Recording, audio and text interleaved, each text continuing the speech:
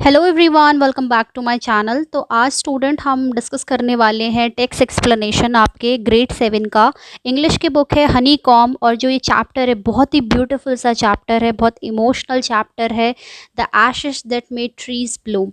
और इसके एंड तक आई होप कि शायद आप में थोड़ी सी ह्यूमैनिटी आए और आप जो इस चैप्टर का एक सार है, एक जो मैसेज निकलने वाला है, उसे काफ़ी अच्छे से समझे कि जो ग्रीड होता है यानी जो लालच होता है वो एक तरीके से हमारे लिए कर्स है, श्राप है। तो चलिए चैप्टर का टेक्स्ट एक्सप्लेनेशन समझना शुरू करते हैं। और बच्चों, आप जो नए हो चैनल को सब्सक्राइब करो अगर आपको एक्सप्लेनेशन अच्छे से समझ आता है तो ही। चलिए चैप्टर पढ़ने से पहले देखते हैं। Before you read, this is a story about an honest and hard working old couple and their pet dog. यानी कि जो ये कहानी है वो एक बहुत ही ईमानदार, ऑनेस्ट मतलब होता है ईमानदार, और हार्ड वर्किंग मेहनती, एक बहुत ही ईमानदार और एक मेहनती कपल यानी हस्बैंड वाइफ, और उनके पेट डॉग यानी उनका एक पेट है, उनका उसका क्या है, वो एक डॉग है। The neighbours are troublesome and the dog dies are said that. जो नीबर्स है यानी जो पड़ोसी हैं, ट्रबलसम मतलब होता है स्टूडेंट परेशान करने वाले या जो डिफ़िकल्टी पैदा करते हैं, उनको हम ट्रबलसम बोलते हैं। और जो डॉग होता है यानी जो ये हार्ड वर्किंग कपल है, उनका जो डॉग है वो एक बहुत ही सैड डेथ मरता है, यानी कि बहुत जो उसकी डेथ होती है वो एक काफ़ी सैड सा होने वाला है आगे चैप्टर में। The spirit of the dog gives solace and support to his master in unexpected ways. Solace का मतलब होता है एक तरीके से, जैसे हम बात करें कंफर्ट की, वो जो सैडनेस होती है ना, जब हम हमारे सहारा से कोई चला जाता है तो उसमें अगर आपको एक जो कंफर्ट देता है, एक सांत्वना टाइप का, तो उसे हम सोलेस बोलते हैं।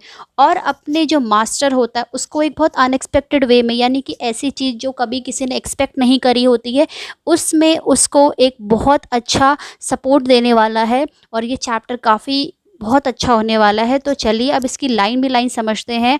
The ashes that made tree Bloom. Ashes मतलब होता है स्टूडेंट राख, यानी कि जो जलने के बाद राख बचती है उसे एशेस बोला जाता है। और वो क्या करने वाला है, वो एक पेड़ को ब्लूम करने वाला है, यानी कि एक पेड़ को खिलाने वाला है। तो कैसे एक राख से एक पेड़ खिलता है, हम वही आज इस चैप्टर एक्सप्लेनेशन में पढ़ेंगे। In the good old days of the daimyos, there lived an old couple whose only pet was a little dog. डेम्यूज होता है स्टूडेंट 19th सेंचुरी में जापान में जो वेल्दी लैंड ओनर्स होते थे उनको कहा जाता था, जो बिल्कुल अच्छे खासे ज़मींदार जिन पे बहुत ज़्यादा पैसा होता था उनको बोला जाता था। दरअसल ये जो शब्द है डेम्यूज, ये बना है आपके डे और म्यूज से। डे बोला जाता है एक तरीके से बहुत सारा, और म्यूज बोला जाता है ज़मीन, तो यानी जिसके पास बहुत ज़्यादा ज़मीन होती थी उसको डेम्यूज बोला जाता था। तो उस टाइम पे एक बहुत बूढ़ा कपल रहता था, कपल यानी हस्बैंड वाइफ, जिनका एक इकलौता पेट था, यानी एक छोटा सा उनका एक डॉगी था। Having no children, they loved it as though it were a baby. उनके बच्चे नहीं थे, they were not having any kid, उनका कोई भी बच्चा नहीं था, और वो उसको they यानी वो जो ओल्ड कपल है वो उसको कैसे प्यार करते थे। इट यहाँ पे एनिमल के लिए यानी डॉग के लिए यूज़ हुआ है, जैसे कि वो एक बेबी होता है ना, जैसे हमारे पेट एनिमल्स होते हैं, चाहे वो कैट हो, डॉग हो, कुछ भी हो, हम उससे एक एज ए ह्यूमन ट्रीट करते हैं, तो वैसे ही वो उससे एक बेबी की तरह ट्रीट करते थे। The old dame made it a cushion of blue crepe, and at mealtime Miyuko, for that was its name, would sit on it snug as any cat. Dame का मतलब होता है वुमेन ऑफ रैंक या wife of a lord, यानी कि वो जो couple है उसमें जो लेडी है वो क्या करती थी, वो उसके लिए उसने ब्लू क्रेप, क्रेप कहा जाता है स्टूडेंट एक लाइट सा एक बहुत थिन फैब्रिक होता है जिसमें थोड़ा सा रिंकल सा होता है, तो उसने उसके लिए ब्लू कलर का एक कुशन तैयार किया था मील टाइम और खाने के टाइम पे। म्यूको यानी वो पेट का नाम है, उस डॉग का नेम है। For that it was its name, जो उसका नेम था। Would set it on it as snug as any cat. Snug मतलब होता है बिल्कुल कंफर्टेबल होके, जैसे होता है ना बिल्कुल हम मज़े में बैठते हैं, जैसे कोई कैट अपने बिस्तरे पे आराम से बिल्कुल शांति से छुपके छुपके आके आराम से बैठी रहती है, तो वैसे ही वो डॉग जो म्यूको था वो उस पर आके आराम से बैठता था। The kind people fed the pet with tidbits of fish from their own chopsticks and all the boiled rice it wanted. Tidbits कहा जाता है student a small piece of tasty food, जो छोटे छोटे पीसेस होते हैं टेस्टी फूड अलग, और जो उस डॉग को पसंद होते थे, तो वो क्या करते थे, वो उसे फेड करते थे, उसे खिलाते थे। किसके? टिडबिट्स ऑफ फिश, छोटे छोटे टुकड़े मछली के, फ्रॉम देयर ओन चॉपस्टिक, अपनी चॉपस्टिक से। आपको पता है जापानीज जापानीज़ या जो चाइनीज़ फूड होता है बेसिकली हम चॉपस्टिक यूज़ करते हैं उसके लिए, तो वो लोग चॉपस्टिक से ज़्यादा प्रेफर करते हैं, वो लोग चॉपस्टिक को ज़्यादा यूज़ करते हैं एज़ कम्पेयर टू स्पून की जो हम बात करते हैं। And all the boiled rice, यानी जो बॉइल्ड राइस होता है वो जब तक वो डॉगी खाना चाहता था, म्यूको खाना चाहता था, वो उसको खिलाते थे खुद की चॉपस्टिक से। Thus treated the dumb creature love its protector like a being with a soul. तो डम मतलब होता है अनेबल टू स्पीक, जो नहीं बोल पाता है। तो वो जो डम क्रिएचर था, यानी वो जो डॉग था, जब उसको इतना ट्रीटमेंट मिलता था, इतना प्यारा सा ट्रीटमेंट मिलता था, बहुत लवी वाला, तो वो अपने प्रोटेक्टर यानी यहाँ पे ओल्ड कपल की बात हो रही है, तो उनको वो कैसे प्यार करता था? Like a being with a soul, ये एक फ्रेज़ है, a being with a soul, जिसका मतलब होता है लाइक अ ह्यूमन चाइल्ड। तो वो उसको कैसे, जो डम क्रिएचर था यानी जो डॉग था, वो भी उनको बहुत प्यार करता था, जैसे कोई एक बेबी अपने पेरेंट्स से प्यार करता है, तो वैसे ही जो डॉग था वो डम क्रिएचर डॉग को बोला गया है, यानी म्यूको को, वो अपने प्रोटेक्टर को बहुत ज़्यादा प्यार करता था। The old man, being a rice farmer, went daily with hoe or spade into the fields, working hard from morning until oat into summer had gone down behind the hills. यानी कि जो बूढ़ा आदमी था उस कपल में, वो एक किसान था, एक राइस किसान, यानी जो लोग खेती करते हैं चावल की, वो क्या करता था, वो रोज़ जाता था अपने हो और स्पेड बोला जाता है स्टूडेंट आपका एक तरीके से गार्डनिंग का एक टूल होता है, एक लंबा सा खोदने के लिए। और स्पेड के साथ वो क्या करता था, सुबह से चला जाता फ्रॉम मॉर्निंग, यानी सुबह से लेकर अंटिल जब तक, ओ टेंटो समा यहाँ पे सूरज के लिए बोला गया, सन के लिए बोला गया, यानी कि जब तक सूरज बिल्कुल शाम को बिल्कुल ढल नहीं जाता था पहाड़ियों के पीछे, वो तब तक उतनी मेहनत करता था। Every day the dog followed him to work, never once, यानी कि जो रोज़ वो जो डॉग था, डॉग का क्या नेम था, म्यूको, वो म्यूको क्या करता था, अपने मालिक का फॉलो करता था। मालिक को फॉलो इन द सेंस कि मालिक के पीछे पीछे जाता था, जहाँ वो काम करते थे उनके साथ वहीं जाता था।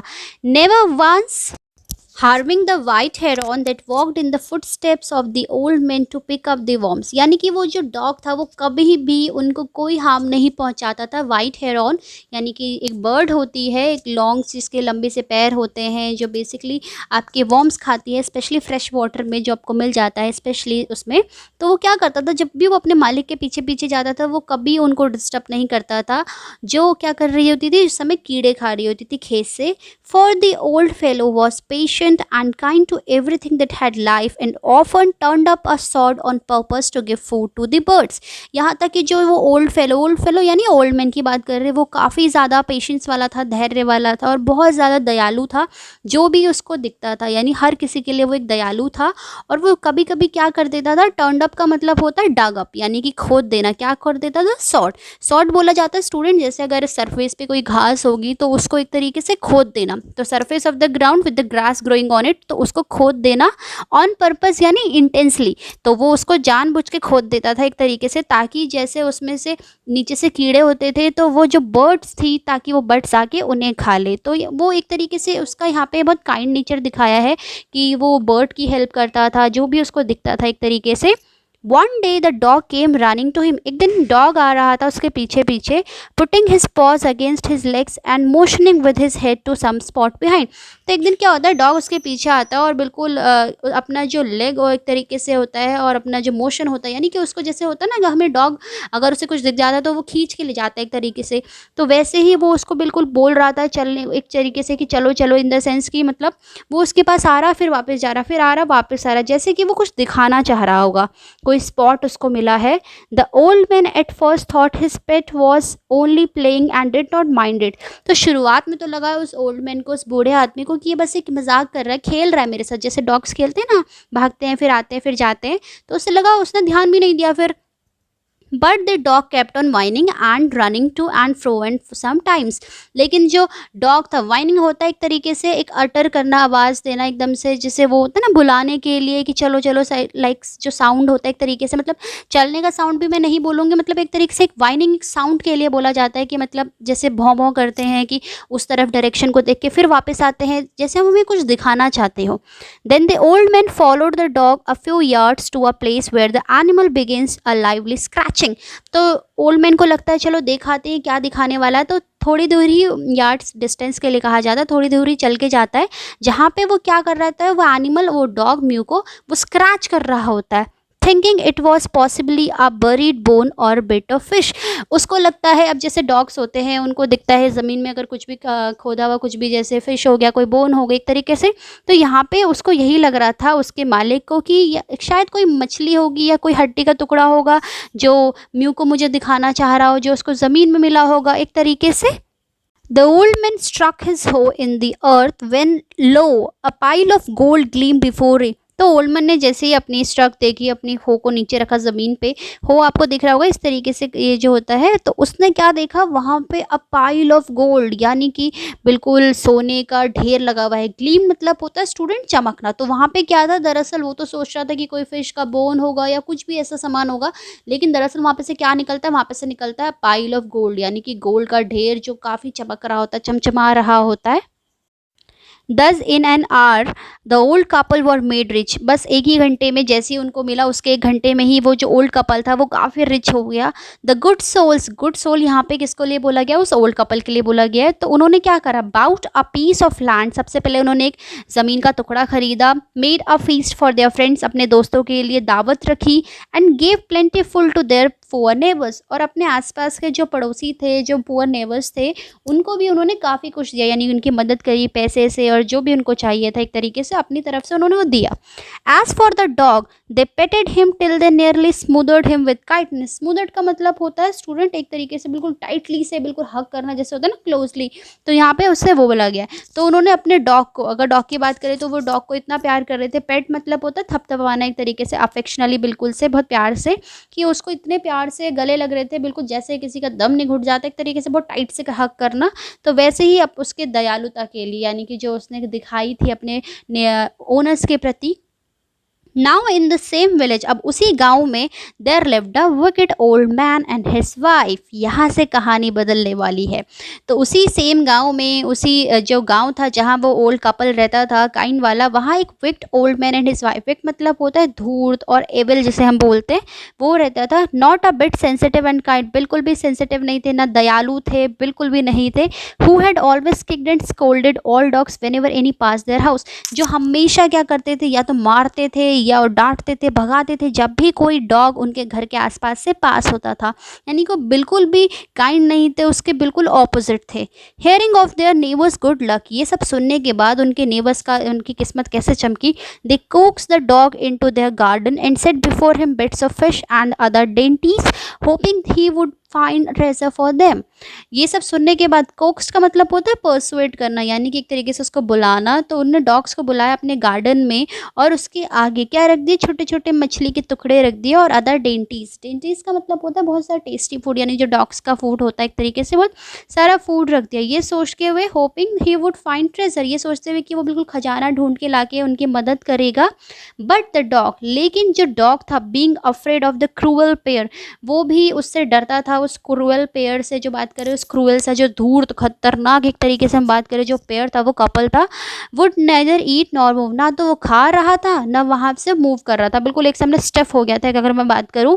Then they dragged him out of door taking a spade and hoe with them, उसके बाद उसे खींच के लेके जाते हैं, और वहाँ जहाँ पे उन्हें लगता है कि वो वहाँ से वो जहाँ से उन्हें लगे कि क्या बोलते हैं उनको मिलने वाला है कुछ ट्रेजर, वो उसको बिल्कुल खींच के लेके जाते हैं अपने साथ, वो स्पेड ले जाते हैं, हो ले जाते हैं।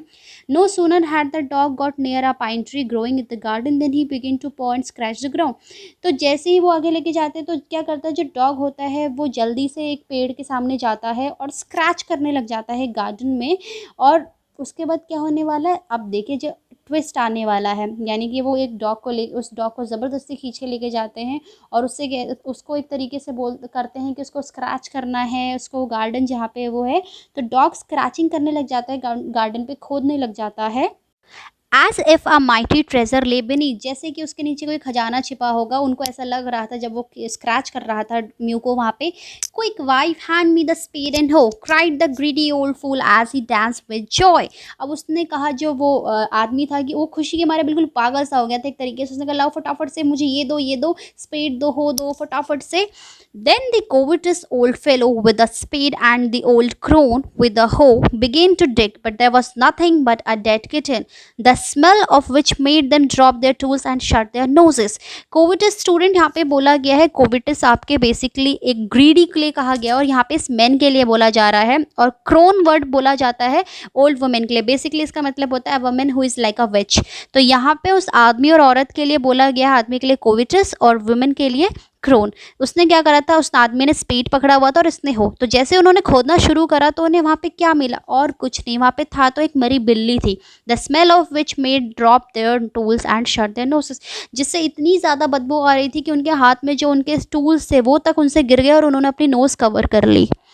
Furious at the dog, the old man kicked and beat him to death, and the old woman finished the work by nearly chopping off his head with the sharp hoe. Furious मतलब होता है student angry, मतलब ये देखते हुए कि खजाना नहीं मिला, वहाँ पे एक मरी हुई बिल्ली जिससे इतनी बदबू आ रही है, उन्हें बहुत ज़्यादा गुस्सा आ गया उस विकेड आदमी को। तो उसने कुत्ते को, डॉग को इतना मारा कि वो बेचारा मर गया। और जो बूढ़ी औरत थी, यानी जो ओल्ड मैन विक्ड औरत थी, अगर मैं बात करूँ एविल की, उसने क्या करा, उसने उसको इतना मारा एक तरीके से कि जो उसका हेड था वो एक तरीके से चॉप हो गया था बिल्कुल उसके शार्प हो से। सो आप इमेजिन कर सकते हो कि ये लोग कितने ज़्यादा एविल थे। Then they flung him into the hole and heaped the earth cover with his carcass. Student carcass होता है डेड बॉडी के लिए बोला जाता है। so they then flung him into the hole, उन्होंने क्या करा, flung होता है थ्रू, उन्होंने उस होल जहाँ पे वो बिल्ली मरी हुई उन्हें मिली थी वहीं उन्होंने वो कुत्ता डाला, और ऊपर से heaped मतलब होता है ढेर लगा देना। the earth cover his carcass, यानी कि जो उसकी डेड बॉडी थी उसके ऊपर फिर मिट्टी विट्टी डाली और उसको पूरा एक प्लेन कर दिया। the owner of the dog heard of the death of his pet and mourning for him as if he had been his own child went at night under the pine tree. अब उसी pine tree के नीचे जहाँ पे वो dog ने खोदा हुआ होता है, जहाँ पे पहले वाले मालिक को सोना मिलता है, तो वहाँ पे वो क्या करता है, वो जब जैसे वो सुनता है उसके डॉग के बारे में कि उसकी डेथ हो गई है, वो मौन मतलब होता है एक तरीके से बिल्कुल रोना, एक्सप्रेस जो पेन वाले होते हैं, सौरो वाले होते हैं, बिल्कुल ही बहुत ज़्यादा वो सैड फील करता है, और वो वहाँ पे इतना ज़्यादा सैड फील करता है कि जैसे वो उसका खुद का बच्चा होगा। वो क्या करता है, वो उस रात वहाँ पाइन ट्री के नीचे चला जाता है, जो उसको अपने डॉग के लिए इतना ज़्यादा बुरा फील कर हो रहा होता है, क्योंकि यहाँ पे अभी ही सेटअप सब bamboo tubes in the ground, वो कुछ ग्राउंड में बैम्बू ट्यूब्स लगाता है जो बांस के होते हैं, such as are used before tombs, यानी कि जो टॉम्स मतलब ग्रेव को बोला जाता है, कब्र को, तो जैसे वहाँ बेसिकली कब्रों के ऊपर बैम्बू ट्यूब्स लगाए जाते हैं। फिर उसमें क्या होता है, in which he put fresh flowers, जिसमें फ्रेश फ्लावर्स रखे जाते हैं। Then he laid a cup of water and a tray of food on the grave and burn several costly sticks of incense. Incense का मतलब होता है student, जैसे अगरबत्ती की बात करें हम, तो वहाँ पे वो क्या रखता है, एक वाटर रखता है, कप रखता है जिसमें पानी होता है, और एक ट्रे रखता है खाने की उसके कब्र के ऊपर, और बहुत कीमती अगर हम बात करें स्टिक्स जलाता है। ही mourned a great while over his pet, calling him many dear names as if he were alive. वो बहुत ज़्यादा दुख, मौन मतलब होता है एक तरीके से रोना, दुख जताना, और अपने एक्सप्रेशंस फील कर शो करना, सौरों के, पेन के फील जो हो रहा था उसे। तो वो उसके बाद उसको, जो डॉग उसका मर चुका होता म्यू को, उसको बहुत सारे नामों से बुलाता है, जो इतने प्यार नाम से उसे बुला सकता था, जैसे कि कोई वो जिंदा होता है ना, हम जैसे अपने डॉग को बहुत प्यार से बुलाते हैं, तो उस तरीके, या डॉग या किसी भी पेट एनिमल्स को। That night the spirit of the dog appear to him in a dream and said, उसी रात स्पिरिट यानी जो उसकी आत्मा थी उस डॉग की, वो उसके अपेयर मतलब होता है प्रकट होना, उसके सपनों में आती है और क्या कहती है, cut down the pine tree over my grave, यानी जो मेरी ग्रेव के ऊपर वो पाइन ट्री है उसे काट दो, and make from it a motor for your rice pastry and a mill for your bean sauce, और उससे क्या बनाओ, उससे एक मोटार बनाओ। मोटार होता है एक तरीके के, अगर हम बाउल की बात करें, जिसमें तुम अपनी राइस पेस्ट्री बनाओगे, और एक मिल बनाओ, एक चक्की बनाओ जिससे तुम अपना बीन सॉस तैयार करोगे। यानी कि ये सपना उसको आता है उस रात को कि उसके डॉग ने उससे ये कहा है कि जिस कब्र के ऊपर है उसका एक पाइन ट्री है, यानी जहाँ पे उसकी डेड बॉडी है उस डॉग की, वहाँ पे एक पाइन ट्री है, उससे कट करना है जिससे एक मोटार और एक उससे मिल बनानी है। The old man chopped down the tree and cut out of the middle of the trunk a section about 2 feet long. तो उस बूढ़े आदमी ने उस पेड़ का हिस्सा काटा और तकरीबन 2 फीट लंबा एक ट्रंक वहाँ पे से एक सेक्शन लिया।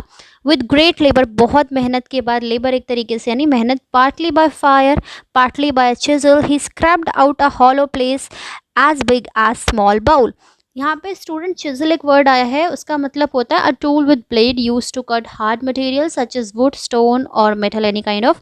एक तरीके का टूल होता है जो आपके बहुत हार्ड जो मटेरियल्स होते हैं उनको काटने के लिए यूज़ किया जाता है। तो उसने क्या करा, उसने स्क्रैप करा, उसने खोदा एक तरीके से, पूरा अच्छे से निकाला और उस लकड़ी के टुकड़े में एक छोटा सा एक बाउल बना दिया उससे। He then made a long-handled hammer of wood such as is used for pounding rice. Pounding का मतलब होता है स्टूडेंट की क्रश करना, ग्राइंड करना किसी चीज़ को। तो उसने दूसरे उस पार्ट से और क्या बनाया, एक लंबा सा हथौड़ा जैसा एक तरीके से बनाया जिससे लकड़ी का, जिससे वो उस राइस को पाउंड कर सके, यानी उसको एक तरीके से क्रश करने के लिए कुछ बनाया, जैसे आपके घर में होता है ना अदरक या मसाले कूटने के लिए। तो उस तरीके से उसने एक हैंडल बनाया और एक बाउल टाइप का बनाया। When new years time Drew near, यानी जब नया साल पास आ रहा था तो ही विश, उसने क्या विश सोचा कि वो क्या बनाए, to make some rice pastry, rice की कुछ पेस्ट्री बनाई जाए। When the rice was all boiled, जब राइस बॉयल हो चुके थे, Granny put into the mortar, the old man lifted his hammer to pound the mass into dough and the blows fell heavy and fast till the pastry was all ready for baking। तो उसके बाद क्या, वो जो granny थी, जो old lady थी, उसने क्या करा, उसने उस मोटार में, यानी उस जो मोटार बनाया था उसने, उसमें क्या करा, उसमें उसने वो पूरा वो डो डाला एक तरीके से, मतलब उसे अच्छे से मिक्स करा जिससे वो डो बन जाए जो बॉइल्ड उसका राइस था।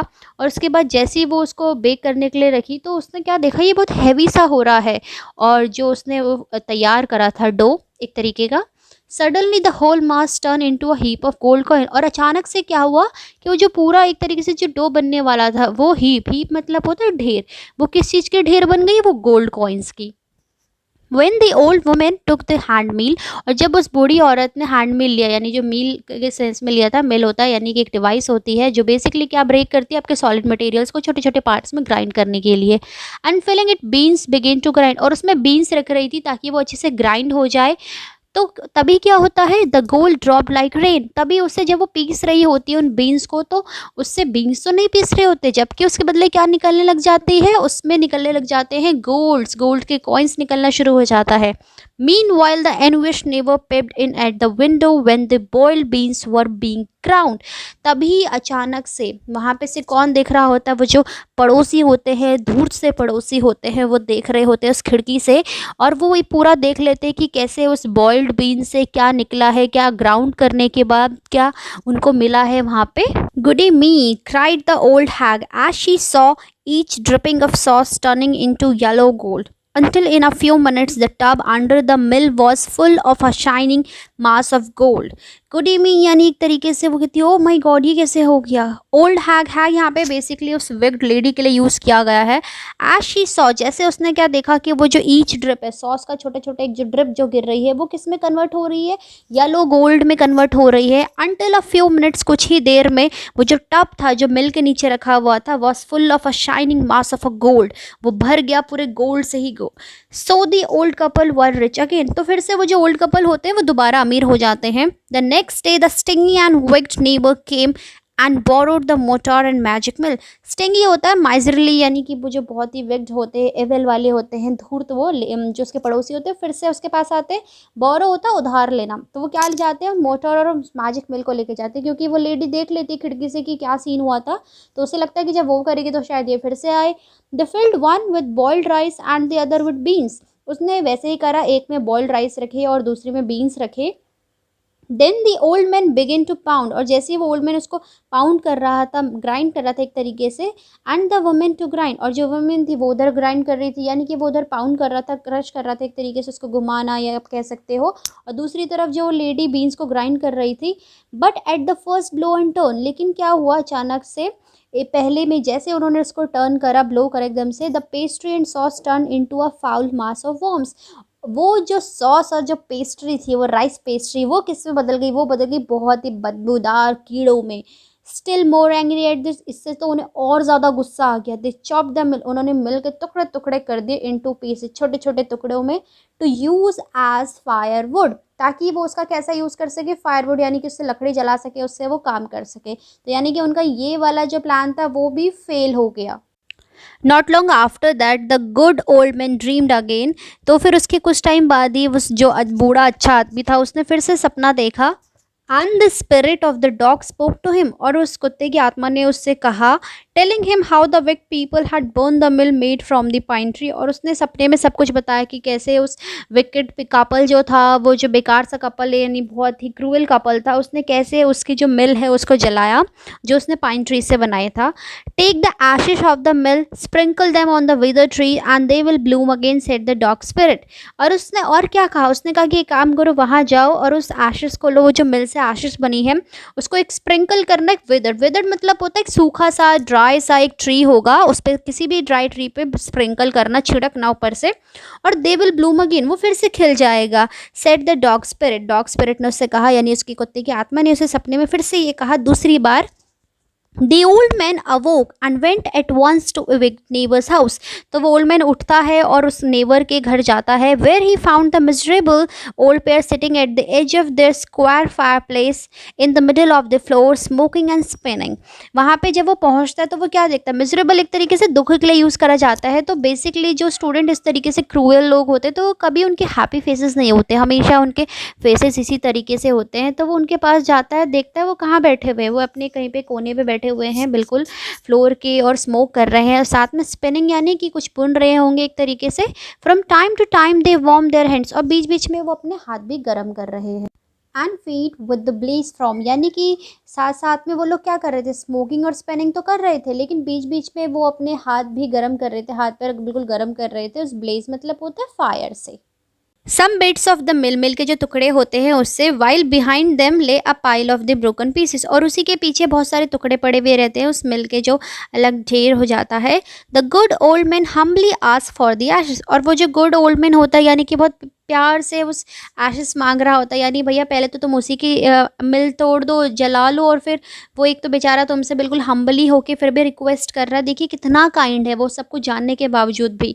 Now the covetous couple turned up their noses at him and scolded him as if he were a thief. They let him fill his basket with the ashes.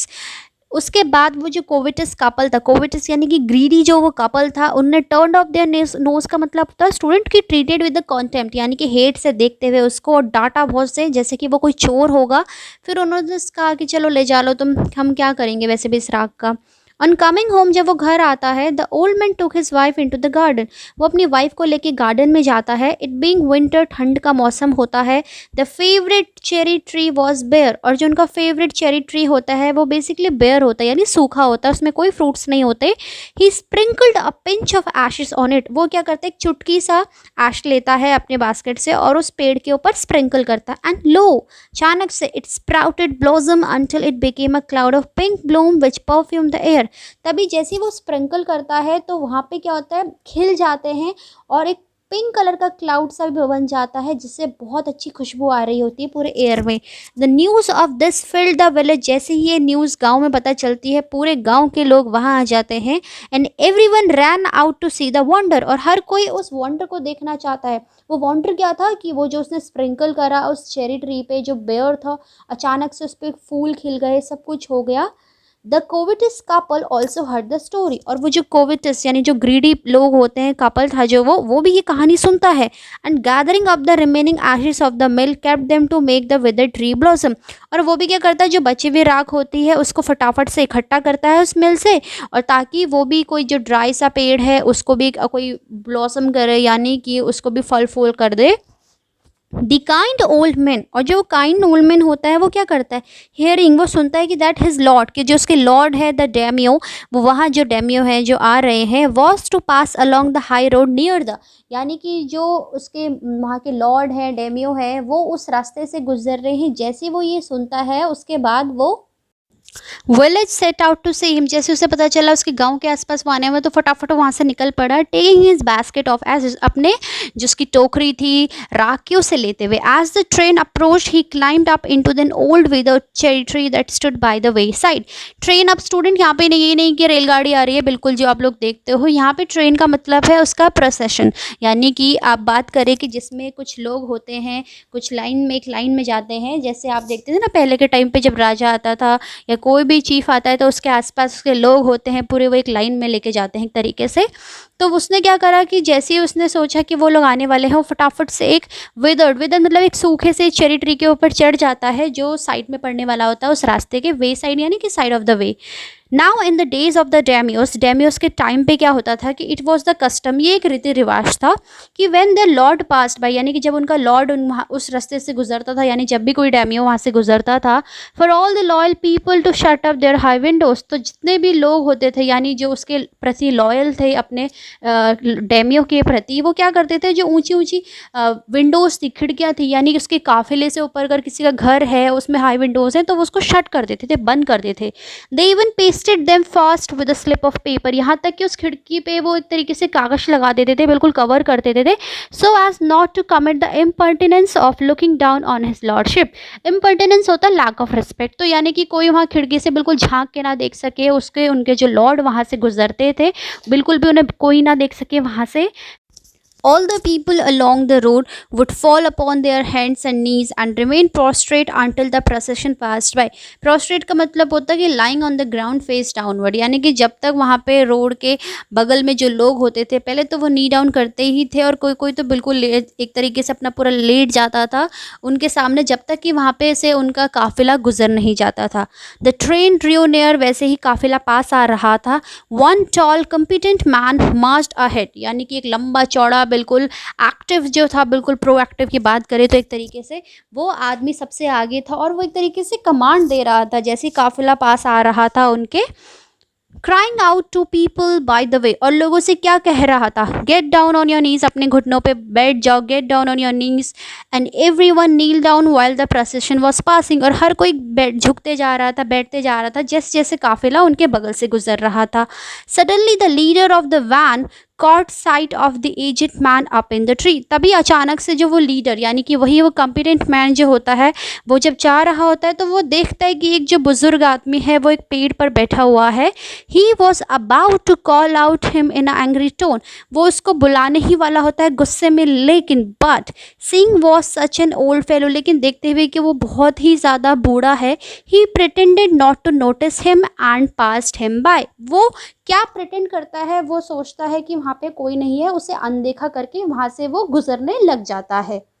Pretend का मतलब होता है student एक तरीके से कि दिखावा करना, तो जब वो देखता है कि वो बहुत ही बूढ़ा है तो वो क्या करता है, उसको अनदेखा करता है और वहाँ से गुजरता है। So when the daimyo's palanquin drew near, तो पालंक्विन मतलब होता है पालकी, जो उसका रॉयल काफिला होता है एक तरीके से, जो उसकी पालकी होती है, जैसे ही वो उस बूढ़े आदमी के पास आती है, द ओल्ड मैन, वो बूढ़ा क्या करता है, taking a pinch of ashes from his basket, अपनी बास्केट से एक चुटकी भर ऐश निकालता है और क्या करता है, scattered it over the tree, और पूरे पेड़ के ऊपर बिखेर देता है। In a moment it burst into blossom, और एक ही मिनट में जो सूखा पेड़ होता है वो बिल्कुल उसमें छोटे छोटे फ्रूट्स और बिल्कुल फल आ जाते हैं, यानी कि वो पूरा का पूरा खिल जाता है। The delighted daimyo order the train to be stopped and got out to see the wonder, और वो जो खुशी के मारे यानी कि डिलाइट होता है हैप्पीनेस के लिए, तो वो जो डामियो होता है वो खुशी के मारे देखता है कि मतलब उसे काफ़ी अच्छा लगता है और वो बाहर निकलता है, अपनी ट्रेन को रुकवाता है, यानी कि जो उसका काफिला चल रहा होता है उसको वो रुकवाता है।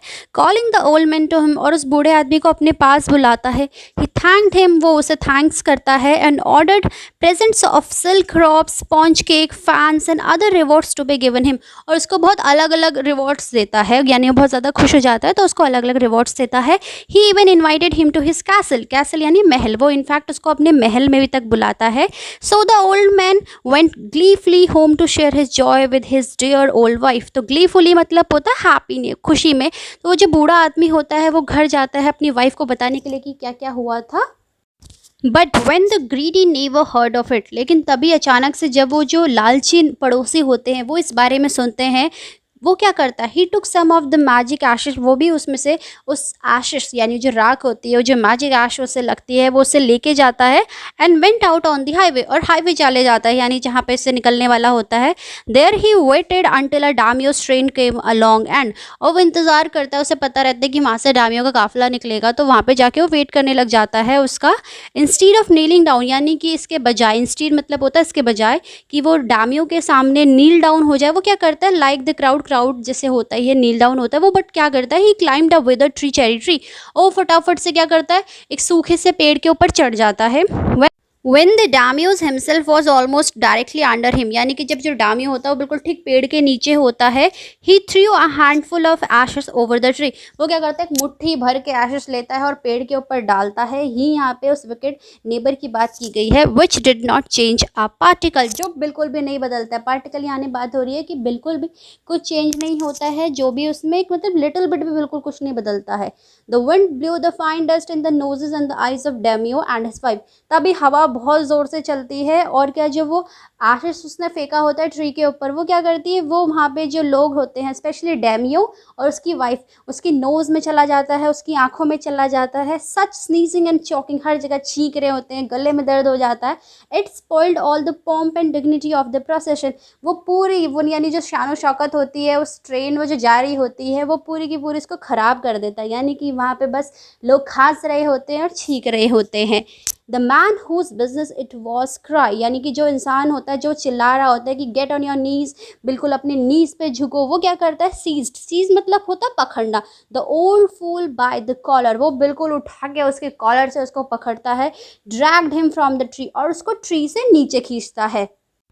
and tumbled him and his ash basket into the ditch by the road. tumbled का मतलब होता है स्टूडेंट की फॉल सडनली, और जैसे जब उसे कॉलर से उठा के खींचता है तो बिल्कुल नीचे गिरता है और जो उसकी बास्केट होती है वो बिल्कुल खड्डे में गिर जाती है. डिच यहाँ पे एक तरीके से खड्डे की बात हो रही है, उसमें गिर जाती है उसकी पूरी की पूरी basket. Then beating him soundly he left him for dead, यानी कि वो लोग उसको इतना पीटते हैं एज अ पनिशमेंट कि उसकी डेथ हो जाती है. वहाँ पे वो जो विक्ड मैन होता है उसकी वहाँ पे डेथ हो जाती है. सो दस the wicked old man died in the mud, और वो जो बूढ़ा आदमी होता है, वो जो एविल टाइप का पड़ोसी होता है, वो क्या हो जाता है, वो उस कीचड़ में मर जाता है. But the kind friend of the dog dwelt in peace and plenty. Dwelt का मतलब होता है स्टूडेंट लिव्ड इन.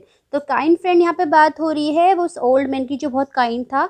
तो वो क्या होता है कि जो विक्ड मैन होता है वो तो उस कीचड़ में मर जाता है, लेकिन जो उसका काइंड फ्रेंड होता है यानी कि वो जो ओल्ड मैन था जो काफ़ी ज़्यादा काइंड था, उस मियोको का ओनर था, वो शांति में मर रहता है और क्या, प्लेंटी में यानी कि खुशी में. तो वो एक तरीके से जो उसका ओनर था वो बिल्कुल बहुत अच्छी लाइफ जीता है उसके बाद. And both he and his wife live to a green old age. Green का मतलब होता है स्टूडेंट यहाँ पे कि हरियाली, मतलब उनकी जो लाइफ होती है वो हेल्दी होती है, एक्टिव होती है, प्रॉस्पेरस होती है.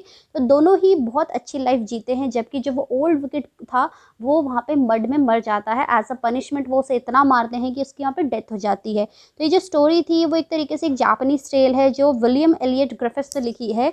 तो ये तो था आपका एक्सप्लेनेशन. अब इससे स्टूडेंट हमें क्या समझना चाहिए, जो सबसे इम्पोर्टेंट टर्म था वो ये था कि we should not be greedy. हमें कभी भी ग्रीडी नहीं होना चाहिए, लालची नहीं होना चाहिए, बिकॉज लालच बुरी बला है.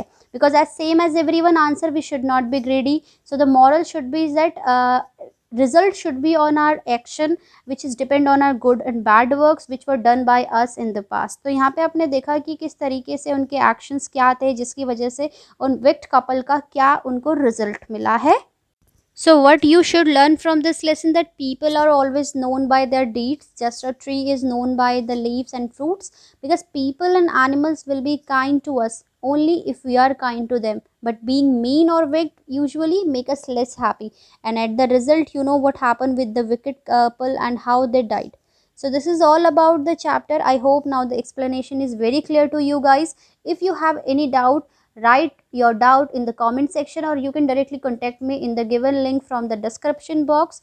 And if you understand this chapter very easily, kindly subscribe this chapter and share this chapter with your classmates and friends too.